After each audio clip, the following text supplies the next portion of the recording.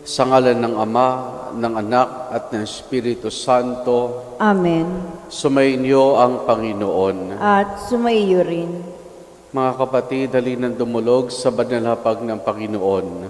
At upang tayo maging marapat makibahagi sa ating pagdiriwang, aminin natin ang ating mga kasalanan.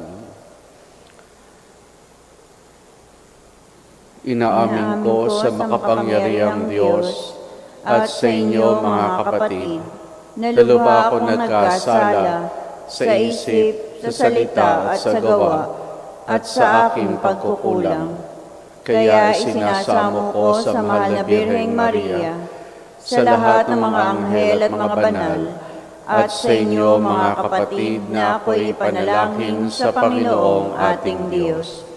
Kaawaan tayo ng makapangyarihang Diyos, patawarin tayo sa ating mga kasalanan, at patnubayan tayo hanggang sa buhay na walang hanggan. Amen. Amen.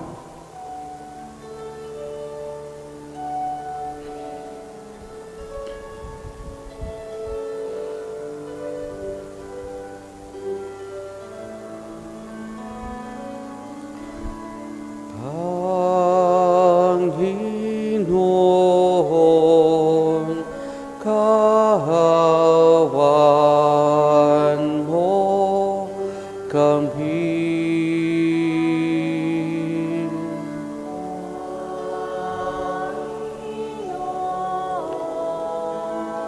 Kahawan mo kami. Kristo, kawan mo kami.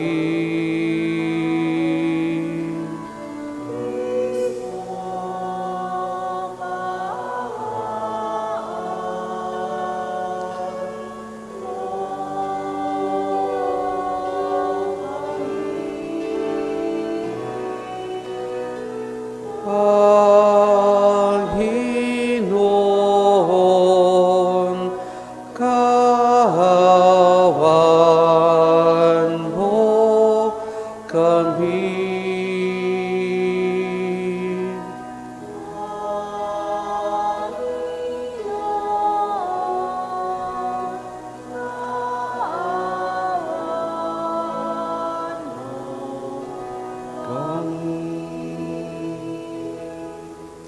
Manalangin tayo.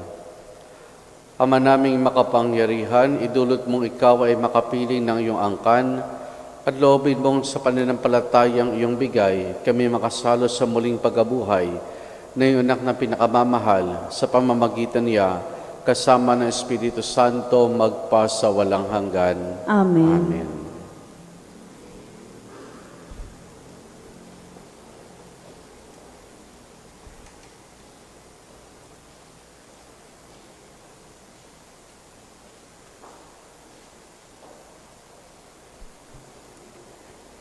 Ang salita ng Diyos mula sa mga gawa ng mga apostol.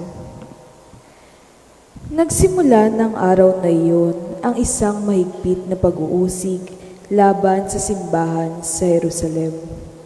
At liban sa mga apostol, lahat ng sumasampalataya ay nangalat sa lupain ng Judea at Samaria. Si Esteban na may inilibing ng mga taong may takot sa Diyos, at gayon na lamang ang kanilang panangis. Samantala, sinikap ni Saulo na wasakin ang simbahan. Pinapasok niya ang bahay-bahay at kinakaladkad ang mga sumasampalataya at ibinibilanggo, maging lalaki, maging babae. Nangalat ang mga mananampalataya, at saan man sila makarating, ay pinangangaral nila ang salita. Nagpunta si Felipe sa isang lungsod ng Samaria at ipinangaral doon ng Mesiyas. Nang mabalitaan ng mga tao at makita ang mga kababalaghang ginagawa niya, pinakinggan nilang mabuti ang sinasabi niya. Sapagkat ang masamang espiritu ay umaalis sa mga taong inaalihan nito at sumisigaw habang lumalabas. Maraming lumpo at mga pilay ang napagaling, kaya't nagkaroon ng malaking kagalakan sa lungsod na iyon. Ang salita ng Diyos. Salamat sa Diyos. Sangkalupaang nilalang, galak sa pooy isigaw. Sangkalupaang nilalang, galak sa pooy isigaw. Sumigaw sa galak ang mga nilalang at purihin ang Diyos na may kagalakan. Wagas na pagpuri sa Kanya'y ibigay. Ito ang sabihin sa Diyos na dakila. Ang mga gawa mo ay kahanga-hanga. Sangkalupaang nilalang, galak sa pooy isigaw. Ang lahat sa lupa, ika'y sinasamba. Awit ng papuri, yaong kinakanta. Ang iyong pangalay, pinupuri nila.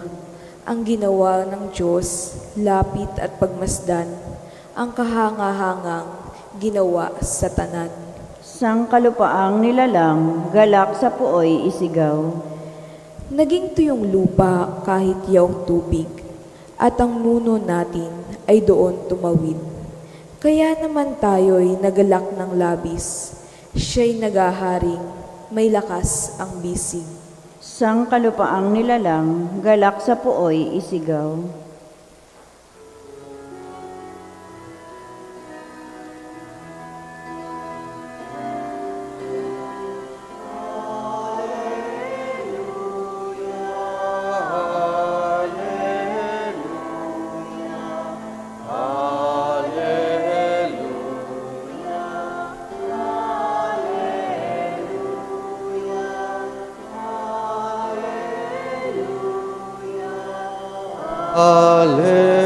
Alleluia, alleluia, alleluia.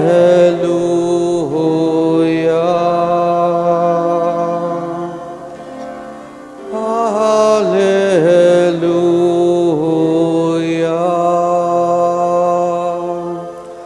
Sumainyo ang Panginoon. At sumaiyo rin. Ang mabuting balita ng Panginoon ayon kay San Juan. Papuri sa iyo, Panginoon.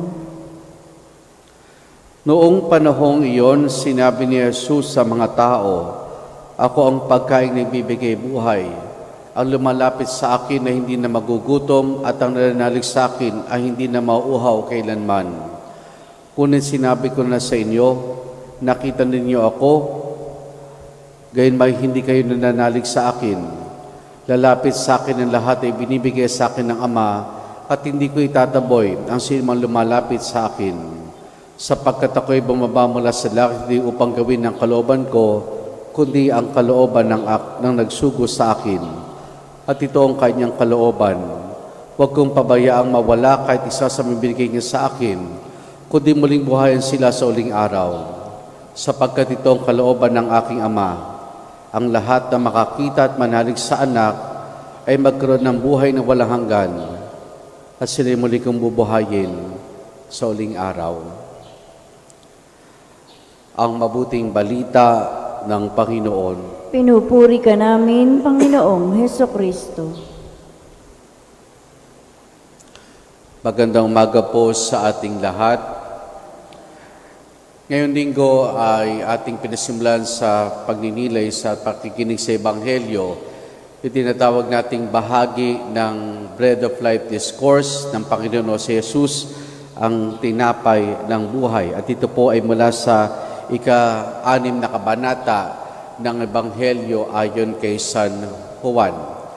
Ngayon, sa Ebanghelyo na ating napakinggan, maganda na pagtunan natin ng pansin. Yung sinabi ng Panginoon na ang lahat ng manalig sa aking anak o ang lahat ng makakita at manalig sa anak ay magkaroon ng buhay ng walang hanggan at sila'y muli kong bubahayin sa huling araw. Kumbaga ito'y pagkapahayag ng malaking pagkapahalaga ng ating Panginoon Kristo sa lahat ng mga ibinigay niya sa kanyang Ama. Sabi nga po minsan, kumpara sa ating mga tao, ang pinakamagandang at pinakamahalagang handog sa atin ng Diyos ay ang kanyang anak na si Jesus na nag-alay na kanyang buhay para sa ating kaligtasan. Sa aking palagay naman po, ang pinakamahagandang handog ng Diyos Ama sa kanyang anak na si Jesus ay ang bawat isa sa atin. Ang pinakamahalagang handog, kaloob ng Diyos Ama sa kanyang anak na si Jesus ay ang bawat isa sa atin. Bakit? Dahil nga para kay Jesus, ang sinumang makakita at manalig sa Kanya ay magkaroon ng buhay na walang hanggan at sila'y muli kong bubuhayin sa uling araw. Kumbaga, ayaw tayo mawalay ng Panginoon sa Kanyang piling. Ayaw mawalay ng Panginoon ang basa sa atin sa Kanyang piling. Kaya sa anumang karanasan natin sa buhay, ay merong kaakibat parating grasya na binibigay ang Diyos upang makita natin ng pamamaraan ng Kanyang pagkilos at upang tayo ay patuloy na lumapit at mapalapit sa Kanya. Ano pong ibig kong sabihin? Halimbawa po sa ating unang pagbasa mula po sa Gawa ng mga Apostol, ating napakinggan dito matapos pong mapatay si Esteban, ang isa sa mga 7 diakono na hinirang ng mga apostol. Doon nagsimula ang pag-uusig laban sa mga Kristiyano. Kumbaga, sabi nga sa ating unang bahay, nagbabahay-bahay sila sa pangunguna po ni Saulo, at sino mang malamang nagpapahayag na kanilang pananampalataya sa ating Panginoon, lalaki man o babae, ay kanyang itinataboy, kanyang pinahirapan, kanyang inuusig. At ano nangyari? Sa halip na talikuran ng mga Kristiyano ang kanilang pananampalataya ng ating Panginoon, napunta sila sa iba't ibang lugar. At anong ginawa nila doon? Hindi lang upang tumakas sa pag-usig, kundi sa kanilang pagpunta sa ibang lugar, ano nangyari? Ipinangaral nila ang mabuting balita. Ipinangaral nila ang mabuting balita.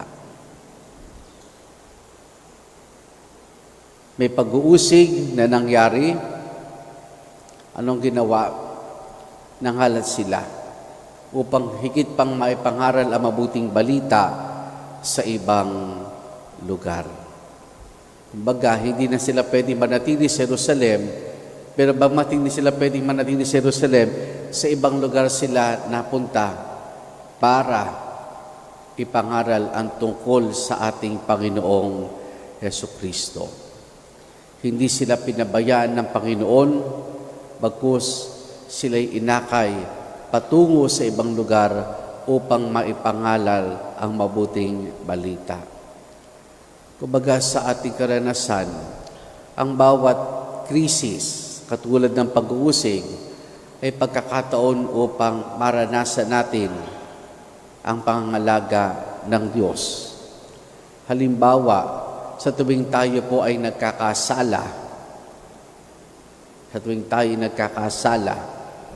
iti pagkakataon din na lumapit tayo sa Diyos sa pamamagitan ng sakramento ng kumpisal upang maranasan natin ang Kanyang pagkapatawad, ang Kanyang habag. Sa mga pagkakataon tayo ay nagkakasakit o dili kaya ay merong sakit ang isang minamahal sa buhay, iti pagkakataon para higit natin mapagtibay ang ating pagtitiwala sa Diyos. Na hindi lamang physical healing ang kinakailangan natin, kundi spiritual healing din ang kinakailangan ng bawat isa sa atin. May pangkilos, may pangalaga ang Diyos. Na sa anumang krisis, trahedya na maaaring nating maranasan sa ating buhay, Ang Diyos ay patuloy na tumutugon. Ang Diyos ay patuloy na pinangalagaan ang bawat isa sa atin. Mga kapatid, mahal tayo ng Diyos. Hindi dahil mayroong mga trahedya, pagsubok na naranasan natin, ay pinababayaan tayo. Kundi sa mga ganitong pagkakataon, na maring nasusubok ang ating pananalig sa Kanya, higit tayong lumapit, higit tayong magtiwala sa Kanya. Dahil hindi niya pababayaang mawalay o mawala ang mga ibinigay sa Kanya ng ating Ama. Amen.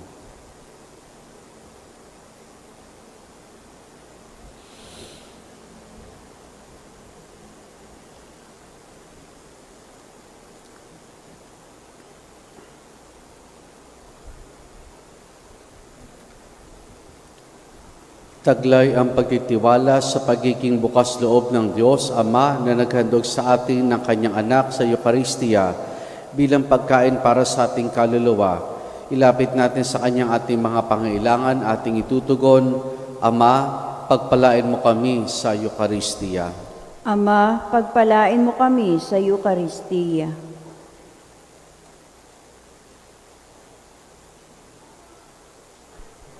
Ang mga pinuno ng simbahan naway magpatotoo kay Jesus na siyang tinapay ng buhay sa mundong nagugutom.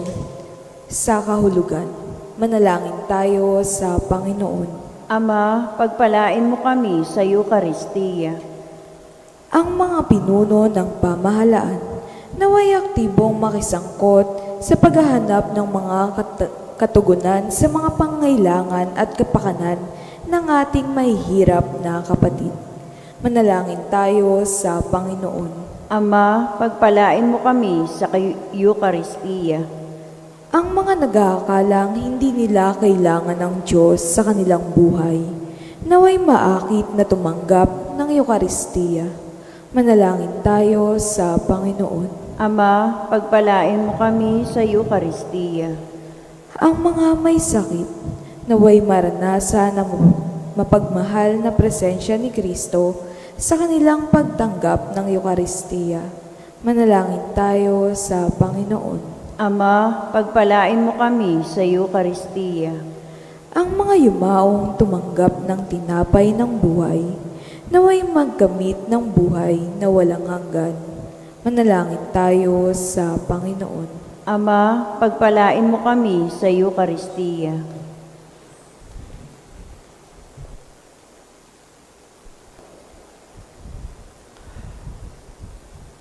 Ama naming nasa langit, gawin mo kaming tapat na nagpapasalamat para sa handog mong Eucharistia na siya nagbibigay ng pag-asa at kahulugan sa aming buhay.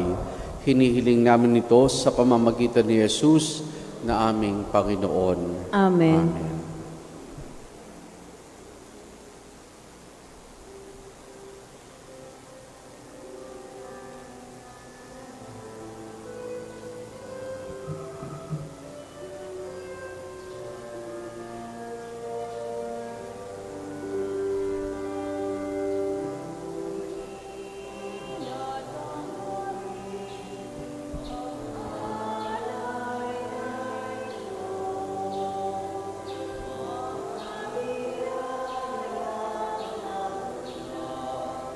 Sa pagpapala mo, ganda ng bawat puso,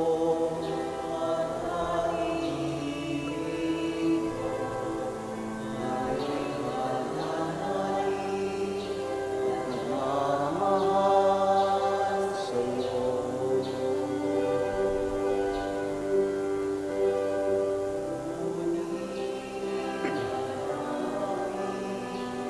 Ang alay-alay mo,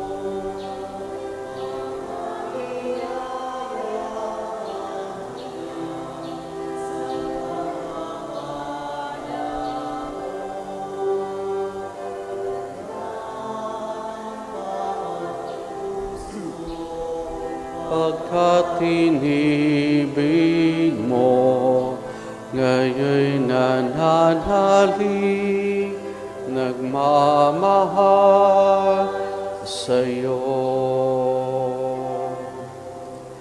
Manalangin kayo mga kapatid upang ang paghahain natin ay kalugdan ng Diyos amang makapangyarihan. Tanggapin nawa ng Panginoon itong paghahain sa iyong mga kamay, sa kapurihan niya at karangalan sa ating kapakinabangan at sa buong sambayanan niyang banal. Ama naming lumikha, ipagkulong mong kami laging magalak sa pagdiriwang ng Pasko ng pagkabuhay ni iyong anak, upang ginagawang patuloy na pagsagip sa amin ay maging sanhi ng aming ligayang walang maliw sa pamamagitan niya, kasama ng Espiritu Santo, magpasa walang hanggan. Amen. Sumainyo ang Panginoon. At sumaiyo rin. Taas sa Diyos sa inyong puso at diwa. Itinaas na namin sa Panginoon. Pasalamatan natin ang Panginoong ating Diyos. Marapat na siya ay pasalamatan. Ama naming makapangyarihan, tunay nga marapat na ikaw ay aming pasalamatan.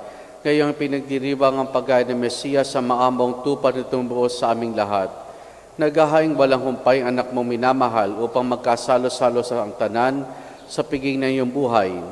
Hindi na mamamatay ang nihain sa krus. Ang sa krus ipinako'y buhay lagi bilang handog. Kaya kaisa ng mga anghel, nagsisiawit ng papuri siya ng walang humpay sa kalangitan, kami nagbubunyi sa iyong kadakilaan.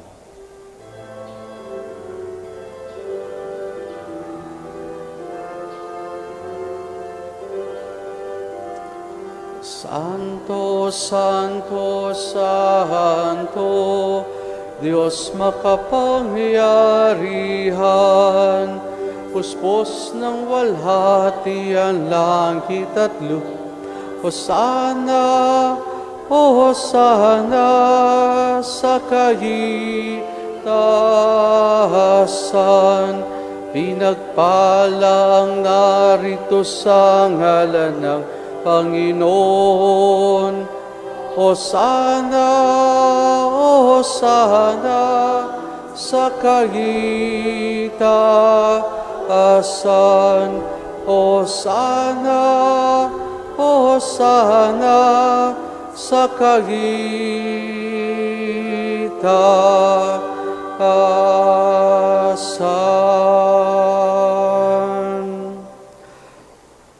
Ama naming banal, ikaw ang bukhal ng tanang kabanalan. Kaya't sa pamamagitan ng Espiritu, gawin mong banal ang mga kaloob na ito upang para sa amin, maging katawan at dugo ng aming Panginoong Hesukristo. Bago niya pinagtiis ang kusang loob na maging handog, hinawakan niya ang tinapay, pinasalamatan kaniya, pinaghati-hati na yon. Iniabot sa kanya maalagad at sinabi, tanggapin ninyo lahat ito at kanin itong aking katawan na ihahandog para sa inyo.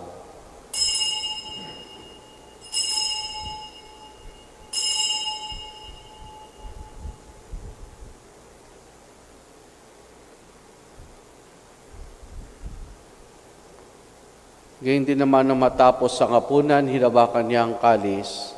Muli kanyang pinasalamatan. Iniabot niyang kalis sa kanyang maalagad at sinabi, tanggapin ninyo lahat ito at inumin itong kalis ng aking dugo ng bago't walang hanggang tipan.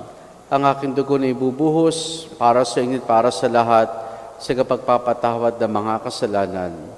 Gawin ninyo ito sa pag-alaala sa akin.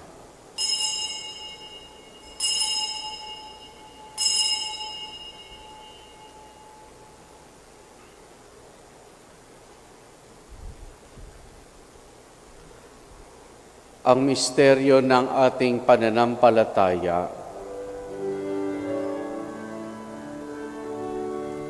Si Kristo ay lumitahin, sarili ay inihain, bilang pagkain inumin, pinagsasaluhan natin hanggang sa siya'y dumating, hanggang sa siya'y dumating. Ama, ginagawa namin ngayon ang pag-alaala sa pagkamatay at muling pagkabuhay ng iyong anak. Kaya tiniyalay namin sa iyong tinapay na nagbibigay buhay at ang kalis na kakaloob ng kaligtasan. Kami nagpapasalamat dahil kami minarapat at tumayo sa harap mo para maglingkod sa iyo. Isinasamo namin kaming magsasalo-salo sa katawan at dugo ni Kristo ay mabuklod sa pagkakaisa sa pamamagitan ng Espiritu Santo. Ama, lingapin mo ang simbahan laganap sa buong daigdig. Puspusin mo kami sa pag-ibig kaya sa ni Francisco naming Papa at ni Dennis sa aming obispo at ng Tanang Kaparian. Alalahanin mo rin mga kapatid naming nahimlay na may pag-asang sila'y muling mabubuhay, gayon din ang lahat ng mga pumanaw at mga kaluluwa sa purgatorio. Kaawan mo sa patulingin sa iyong kaliwanagan. Kaawaan mo at pagindapati kaming lahat na makasalo sa iyong buhay na walang wakas. Kaisa ng mahal na Birheng Maria, na Ina ng Diyos, ang kanyang kabiyak ng puso si San Jose, kaisa ng mga apostol, ni San Juan Bautista at ng lahat ng mga banal, na namuhay dito sa daigdig ng kalugod-lugod sa iyo, may pagdiwang nawa namin ang pagpupuri sa kararangal mo sa pamamagitan ng iyong anak na aming Panginoong Hesukristo. Sa pamamagitan ni Kristo, kasama niya at sa Kanya, ang lahat ng parangal papuri sa iyo, Diyos Ama makapangyarihan, kasama ng Espiritu Santo, magpa sa walang hanggan. Amen. Amen.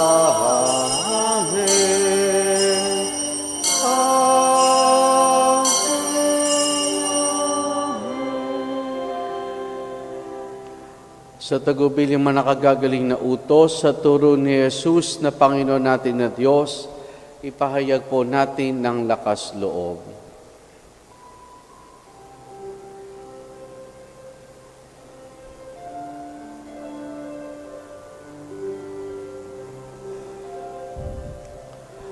Ama namin, sumasalangit ka. Sambahin ang ngalan mo, mapasamin ang kaharian mo, sundin ang loob mo, dito sa lupa para ng sa langit. Bigyan mo kami ngayon ng aming kakanin sa araw-araw at patawarin mo kami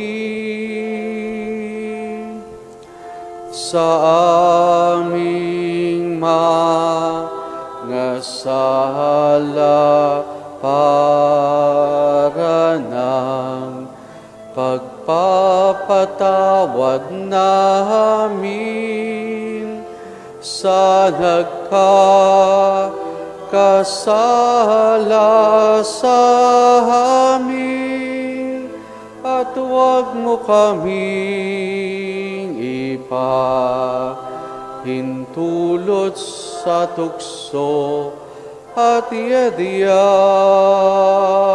mo kami sa lahat ng masama.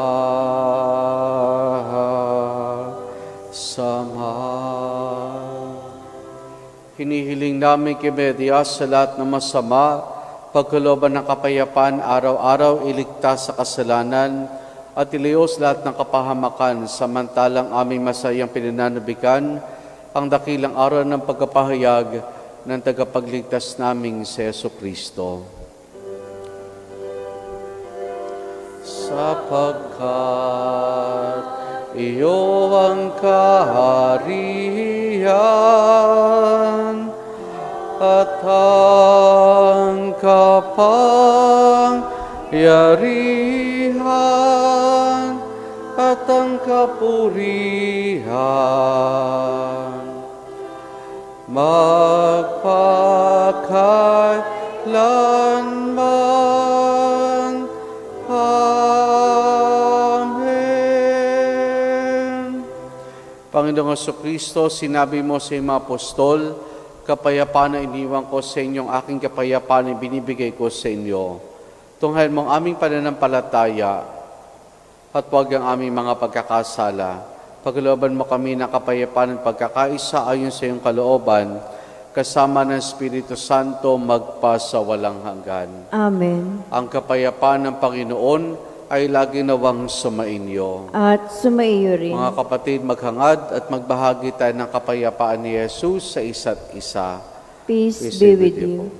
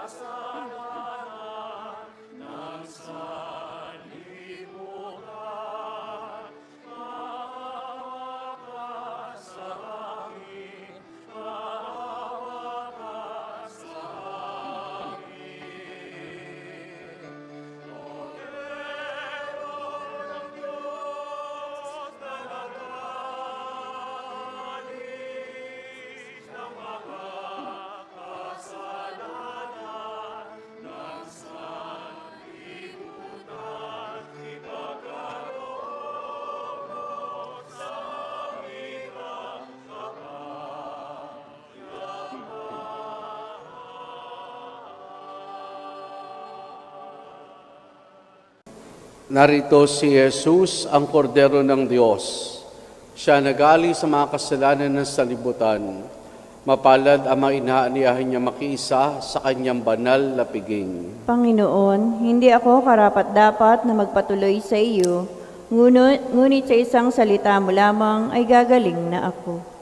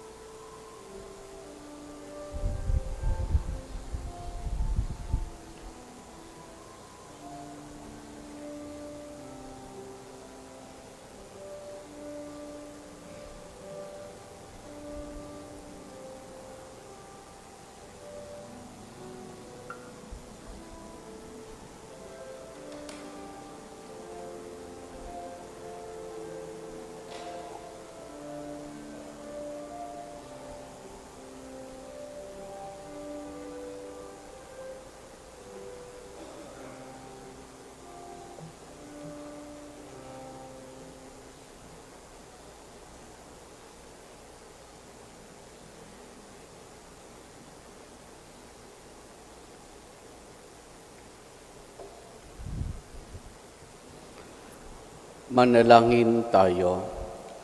Ama naming mapagmahal, ang aming mga pagluhog ay iyong pakinggan para sa pagkakamit ng iyong tulong sa amin araw-araw at para sa pagkakaloob ng digayang walang katapusan na pawang idinutulot ng banal na pakikinabang sa pagdiriwan ng pagkapalitan ng iyong bigay at aming alay sa pamamagitan ni Jesus kasama ng Espiritu Santo magpasawalang hanggan. Amen. Sumainyo ang Panginoon At sumaiyo rin. at pagpalain tayong lahat ng mabutit mapagmahal na Diyos Ama, Anak at Espiritu Santo. Amen. Naialay na natin ang pagdiriwan ng banal na misa.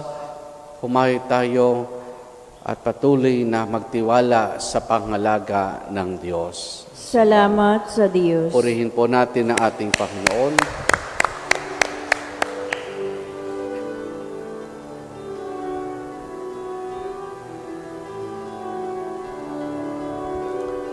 Ang puso ko'y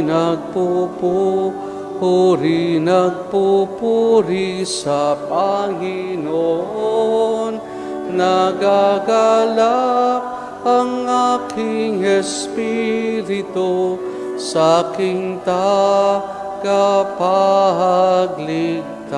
tagapagligtas. Magandang umaga po sa ating lahat.